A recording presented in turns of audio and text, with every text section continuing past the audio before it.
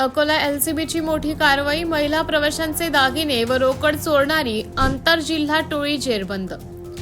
अकोला स्थानिक गुन्हे शाखेला मोठे यश मिळाले असून ऑटोमध्ये महिला प्रवाशांचे दागिने व रोकड चोरणाऱ्या यवतमाळच्या आंतरजिल्हा टोळीला अटक करण्यात आली आहे. या कारवाईत एका ऑटो चालकासह 6 महिला आरोपींना ताब्यात घेण्यात आले असून अकोला शहरातील 4 गुन्ह्यांचा उलगडा करण्यात आला आहे.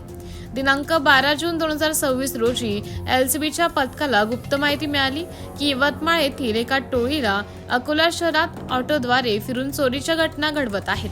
या माहितीच्या आधारे खडके चौक येथे नाकाबंदी करण्यात आली. यावेळी संशयित ऑटोला थांबवण्याचा प्रयत्न केला असता चालकाने पळून जाण्याचा प्रयत्न केला, मात्र पोलिसांनी तत्परतेने पाठलाग करून ऑटो अडवला. चौकशी दरम्यान आरोपींनी सिटी कोतवाली, रामदास पेठ आणि खदान पोलीस ठाण्यात दाखल असलेल्या 4 चोरीच्या गुन्ह्यांची कबुली दिली.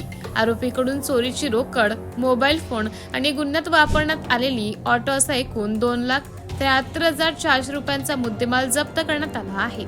या प्रकरणी सिद्धार्थ अर्जुन उपाळे यांच्यासह भारती सकट, भानुबाई नाडे, मैना उफाळे, राधा सकट, खुशबू सकट आणि काजल हातागळे या आरोपींना अटक करण्यात आली आहे. सर्व आरोपी हे यवतमाळ येथील रहिवासी आहे. ही उल्लेखनीय कारवाई पोलीस अधीक्षक अर्चित चांडक व अपर पोलीस अधीक्षक श्री बी चंद्रकांत रेड्डी यांच्या मार्गदर्शनाखाली स्थानिक गुन्हे शाखेचे प्रमुख पोलीस निरीक्षक नितीन लेहरकर यांच्या नेतृत्वात करण्यात आली.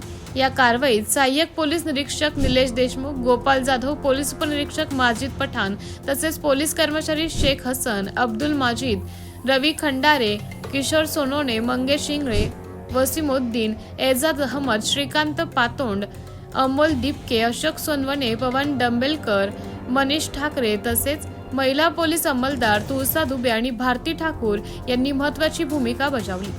महिला प्रवाशांनी प्रवासादरम्यान आपल्या मौल्यवान वस्तू व दागिन्यांची विशेष काळजी घ्यावी आणि कोणतेही संशयास्पद हालचाल आढळल्यास तात्काळ पोलिसांना माहिती द्यावी असं आवाहन अकोला पोलिसांनी केलं आहे.